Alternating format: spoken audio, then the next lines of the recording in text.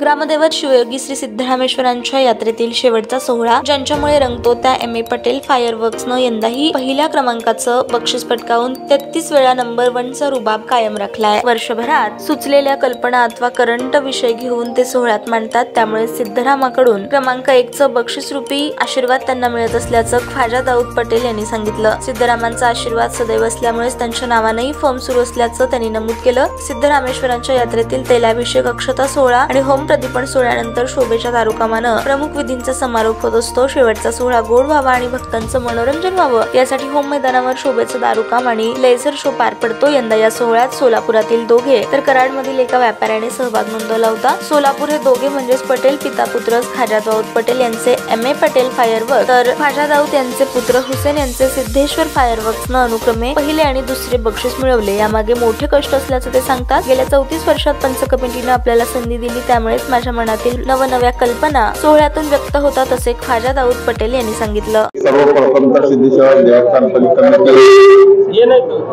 व समस्त सोहळ्यांच्या अभिनंदन करतो। सिद्धरामेश्वरांचा आशीर्वाद व सोहळ्यांच्या प्रेमामुळे मला प्राप्त झालेला आहे।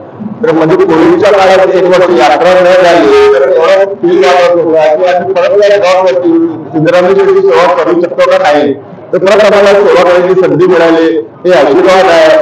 यामुळे याच्या पुढे येणार सेवा करत आहे एवढं मी व्यक्त करतो। ताज्या बातम्या पाहण्यासाठी प्राईम महाराष्ट्र न्यूज चॅनलला सबस्क्राईब करा।